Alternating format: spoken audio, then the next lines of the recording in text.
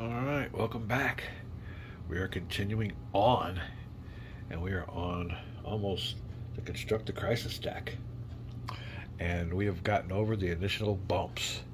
Once we got going on this setup, it came really smooth and really easy. So there's a little bit of a confusion and try to, I don't know what it is, interpretation. But once you get past that, we're getting all these things set up. And one good thing about the setup is to get you familiar with all these little tables here. So yeah, everything starts closing on in a little bit more. Yeah, you can see where you just get familiar. It's just like riding a bike. Yeah, that's all there is to it. Everything is just a matter of repetition. We're getting over here on our wars. In a normal mode, there will be one war going on. It is Central South Asia versus the Taliban. In a hard game, you'll have two wars. In an easy game, I guess, you'll be going no war. So all that stuff's coming up. And you can kind of see where he's going with this game. You know, at first I thought to myself, how would you even start? But I could see where he's going with it, and ain't too shabby. We still haven't found out about the 15 action points, so how to keep track of that. There's not a 15 on here, or is there? No, there's an 18. They got the numbers weird here. 18, 20, 22. It skips up to start out with your public approval at 40. But yeah, we are getting about ready to start the game. This is all. And I'd say I've taken breaks on through here. I'd say the setup is definitely at least an hour, about an hour and a half for somebody like me who's a little bit on the slower side. But yeah, we got this here to construct your crisis deck. Second term. Oh, historical. Okay, well I guess that's about it. Go to beginning of each turn sequence for a turn sequence. All right, so we got to just construct this one here. Take care of our war deal over here. Now over here, when you guys set that up, they're all randomized. I mean, you're picking these for your random chit polls. So mix those all up, stack them all up there, put them in a pile, however you want. But there you go. Yeah, those things come in handy. You've been picking each one of these. It did say something about in the beginning about leveling off your terror groups, and I was wondering what terror groups. You'll get there. Let me see here. What's it say? Oh, shuffle,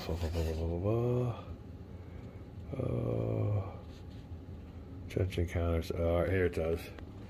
Place all the terror groups on a terror group holding. There, yeah.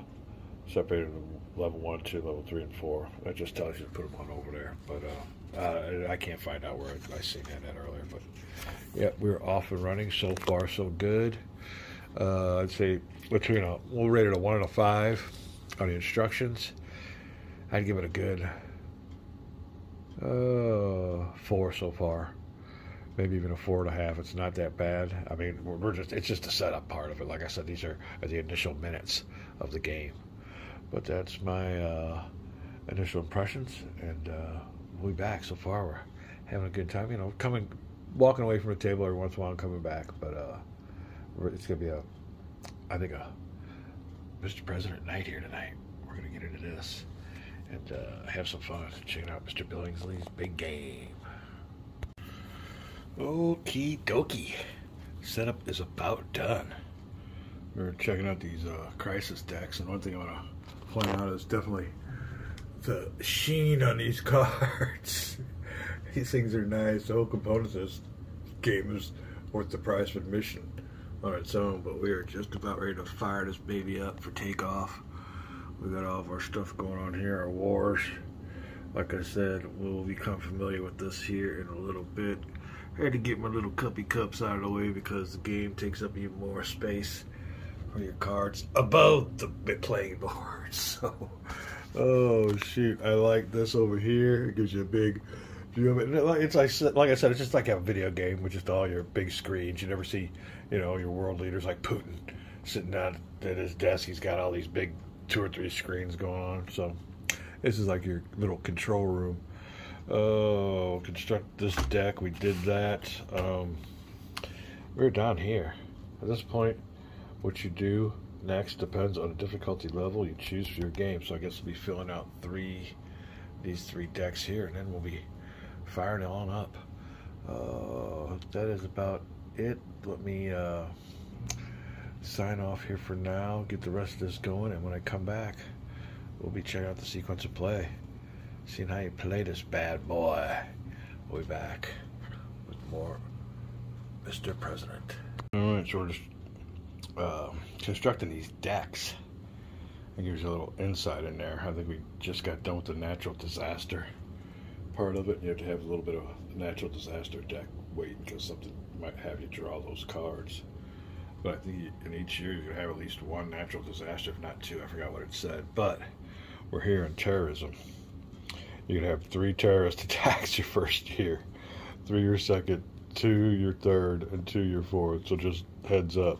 These are picked randomly from the deck, and now I gotta shuffle them on into my first year. But yeah, it's full of all kinds of goodies. And as you're watching a replay with Mr. Billingsley and I forgot who it was with that one game, Legendary Tactics. 95%, 99% of the cards you draw are going to be negative. So like I said, it's a glorified whack-a-mole. Unlike those DVG games. It is called what is that? Valiant Defense series. Yeah, that's it. This is a Valiant Defense. In other words, they're coming at you from 5 or 6 directions. And it's the game, the whole purpose of the game is how many can you keep up before they overtake you. And if you can keep up, and hold them all back. That's basically what all these games are. So we're going to go ahead and shuffle these on in, and we might be ready for our sequence of play. We'll be back. All right, then. Happy holidays. Ain't the holiday yet, but it is a celebratory weekend because we got us a new game. And this ain't the only game we're playing. We're having a little marathon here, a little binge. But we have got this game here all set to go, and we're ready for liftoff. We're down here to where we will seed our cascading events. And this is where things start going wrong. You start getting your challenges, which is all it's all about. And then after this, we will go to the beginning of each turn sequence. Start getting into it. It was a very enjoyable setup. You get to look at the game, get to know what kind of board you're looking at, and what Mr. Billingsley's got in mind. Another good thing about this game is I want to show you this part of these booklets. Oh, if I get that, yeah, here I think I got it all set up here. This booklet here will come in handy. Governing manual, really good booklet. If you see any part of the game that you have a question about, like cards, the counter, go here. They're all in here. Let's see this. Here's the part I really like. Check this out and know it. The way he's got this broken up here into the White House, the cabinet, turn. I like this. I need to get this a blow up and kind of put on up here because it kind of shows you what everything's about. But like I said, once you get used to the game, you won't really need it. But this helps out a lot. It shows you a little bit about how they got everything here grouped, because it could be when you first look at it, you're like, what? My girlfriend came down here and said, WTF. So here we are. Although, like I said, a good weekend. And not only for board games, Steam has got their summer sale. They have this sale maybe 4 times a year or 3 times. I think it's spring, summer, fall. Yeah, 4 times for each season. And they're having their summer sale now. It goes on for, I think, about a week. But, oh yeah, after this, we're going to be, let's see if we can get things going here. Yeah, here you go. Here's my wish list. You can see they got all these things off. Now, I want to think about really getting is, this Knights of Honor looks really good. So we're going to be checking this one here on out. Looks really good. So, and I'm a what do you call it? Warhammer, Total War. I like that Total War franchise and all that, so it looks like it's about the same thing. But I still play, what is that? Shogun Total War. And to be honest with you, I think everybody's waiting for Total War franchise to come out with a Civil War game. But in Shogun Total War, it's in the 1800s, 1850s, 1860s, and you actually do have some U.S. Marine units in there. But that's a good game. I like that one. That's probably my favorite Total War game, is that Shogun 2 or whatever it is. I play that one a lot. And Rome's good. Rome's always good too. But let's get back to this game while we're here. We are ready to go. We have picked our first crisis card for this here. Let me flip these around. And that is the Siege of Cascading Events, and what this simulates is the issues and crises that are left by your predecessor. And our first one we can deal with is North Korea. North Korea gunboats harass shipping North Korean subs to the sea. I will +1 to the regional crisis in Asia/Pacific. So you'll come over here. Oh, got to get to know these boards. Tell me it's the furthest one away. Oh, no, it's not. All right, there's our Asia-Pacific little map. This is our world section here. +1 regional crisis. You see a little regional crisis thing going on there. And we are going up here. We're starting off bad. This will be at one of our first priorities to get this thing down here because of major crisis. There's certain things that end the game. So you gotta watch out. Looks like we might be maybe a turn. One more card. We're already lost the game. We'll have to look it up. They got criterias in here. All right. Well, this is a cascading event. This here tells you what's going to go on with this card. When you're done playing it, you'll put it on the 2 spot, which is over here. And when it comes time to play another one, this event gets worse. So you got to X this card out quick, because then it goes down to, you use this one here on number 2 and 3. Then finally, if you come down to here, things will get really bad. So this is called a cascading event. It gets worse and worse, and we're learning this as I speak. So we'll see what's going on. But it does say to put this on a number 2 spot. This little down here tells you what to do with it. And I don't know when we'll use it for number 2, but we'll put it on up there. Now, on this here it says, according to selected difficulty, I'm doing normal. Draw a number of cascading event cards, one at a time. That was my first one. From the cascading events pile you have set aside in step 6. Here you go. You will have to take some of these cards and give yourself a little. Out of all this, they don't have a spot for these. I just made up my little. Although that just did. They wanted you to put them face down. Well, how are you going to know which ones they are unless you put little labels on them or put them face up? So, but anyway, here's your card. We're going to draw another one here. Hold on. And you set aside for an easy game, draw 2 cards. For a normal or harder game, draw 3 cards. And it tells you these represent longer-term world events that are in progress as you begin your term. The world you inherit from the previous president.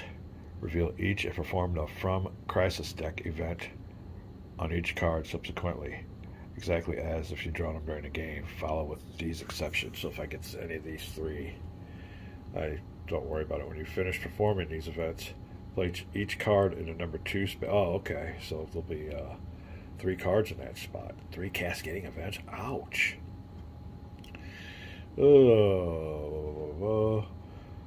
This will seed the cascading event 2 spaces. That's a 2 space right there for the cascading events. These are bad news cards. That's just what it really says on the board with 2 or 3 available events. So when you draw the 2 or 3 counters from the draw cup during the game, you'll have events in place in advance. Okay, so you'll draw a counter and you'll go down. It'll get worse. All right, so we're there. That is how you begin the game. We are ready to draw another cascading event card. Whew. All right, let me see, making sure we're doing this right. One at a time. In a pile you set aside. So for an easier game, draw 2 cards. For a normal and harder game, draw 3 cards. All right, let's do another one. It does say reveal each and perform the From the Crisis deck. So there you go. Oh, I don't think we were done with the first one. Yeah, hold on a second. Oh, my mistake. We have more stuff to do.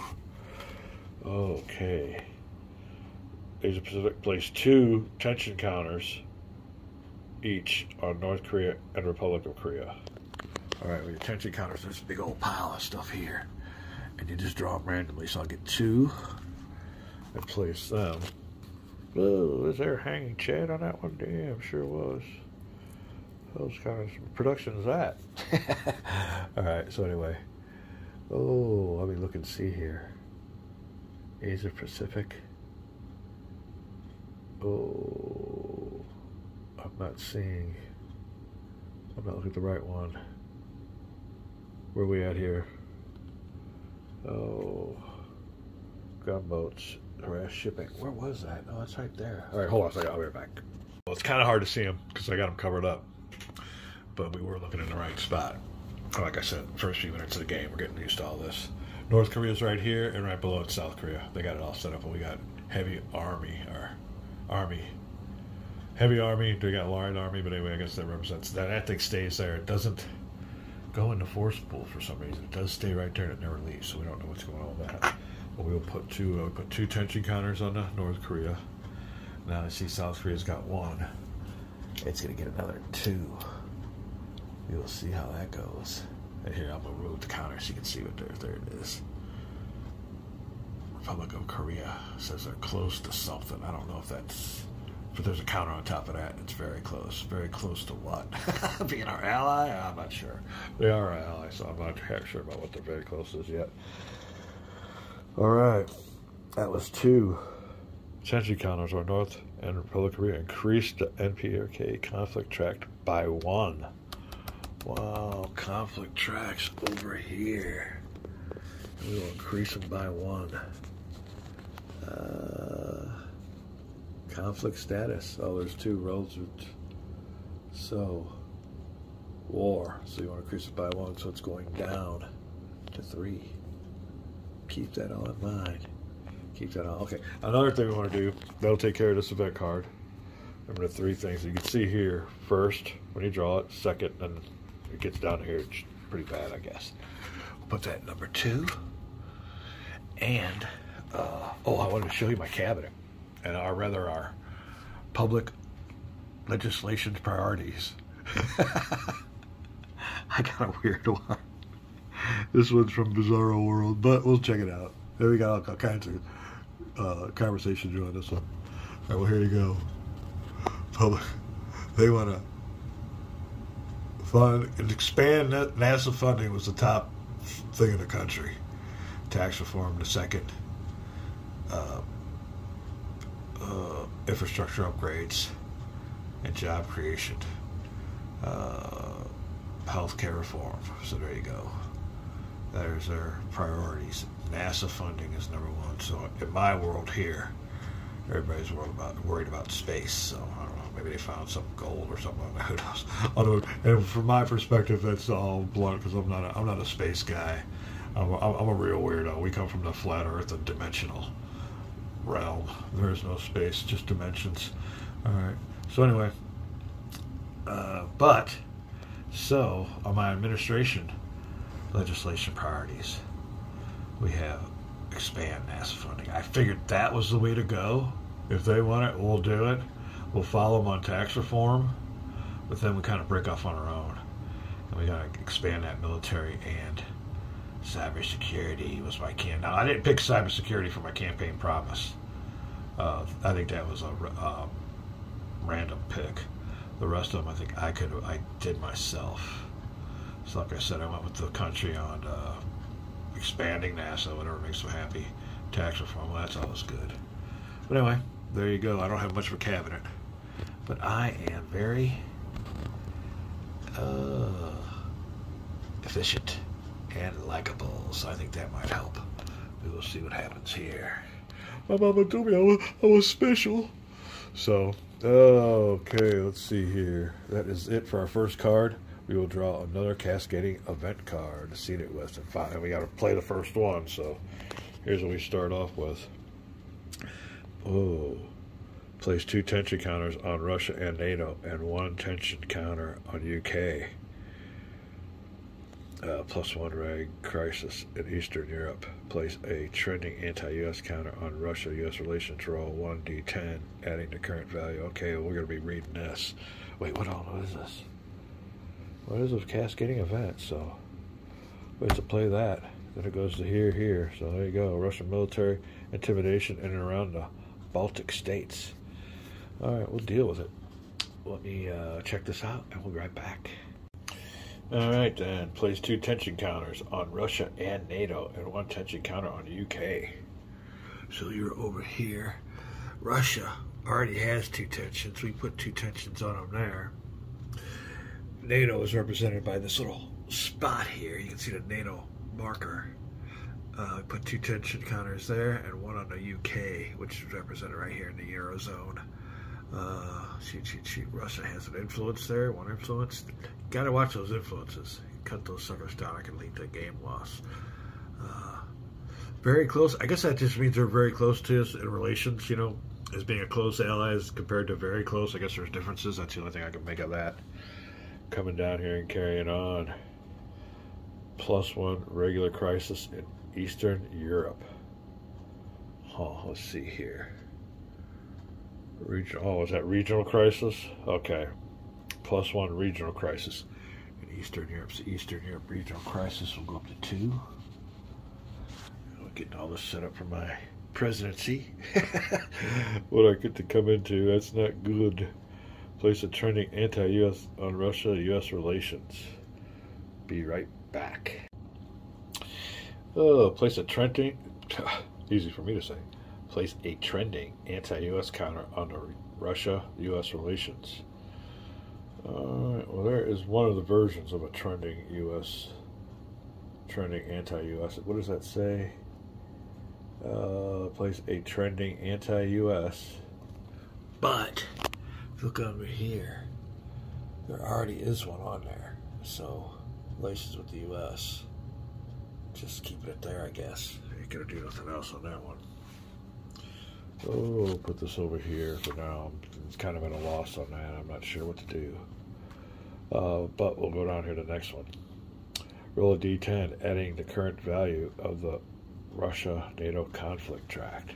Oh, this will tell you what it means. Russia-NATO conflict tract. Ooh, what we got here?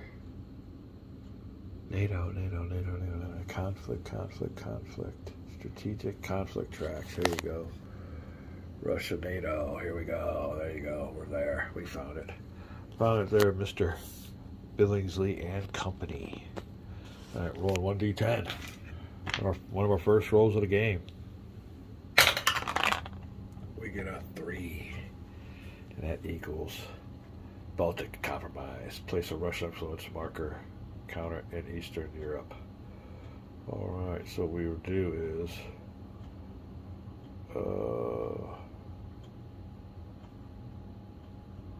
well, hold on a second. I'm lost here. Be right back. I want you. D10 was a 3. We will add the current value of the Russia-NATO conflict tract. So, Russia-NATO conflict tract is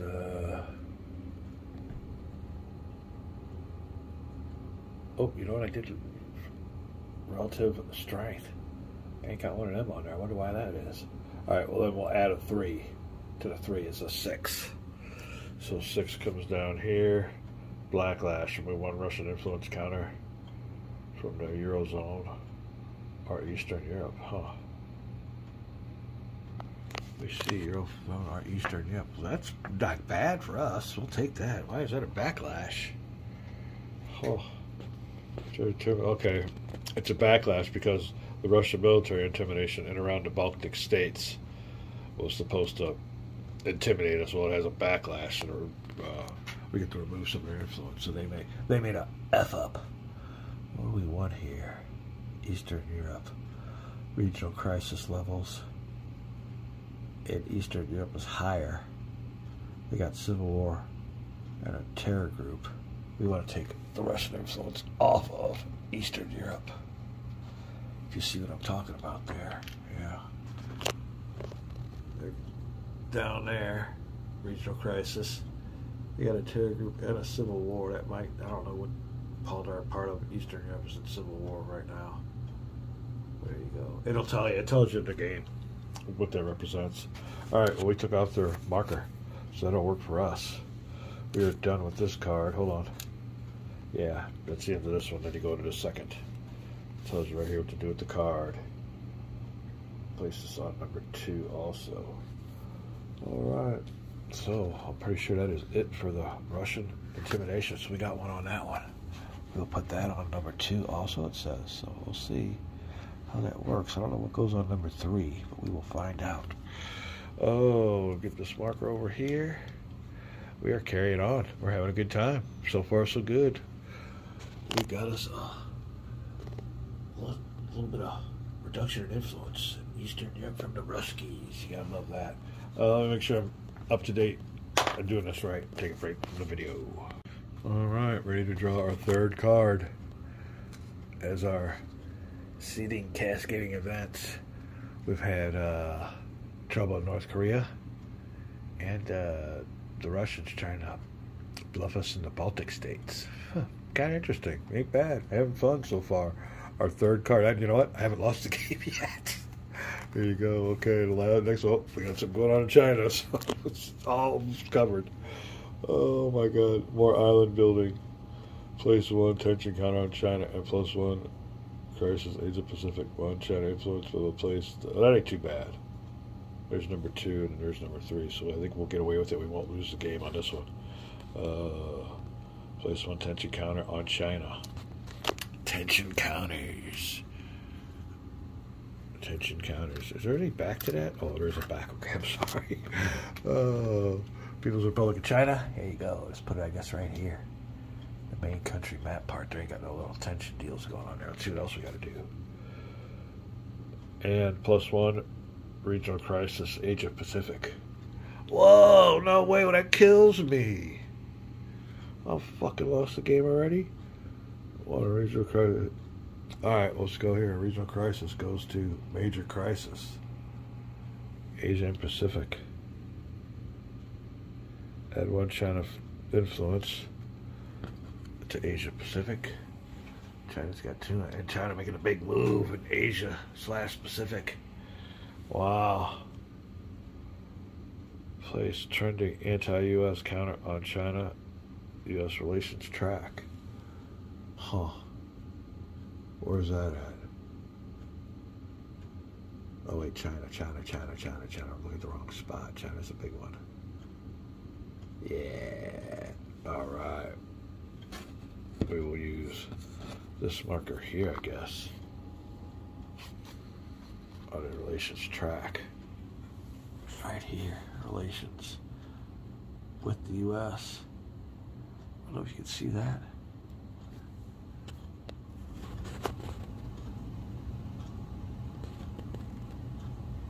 Sorry, hit the wrong button. Alright. Place a trending anti-U.S. counter on U.S. So we did that here. Oh, sorry about that. Let me get this.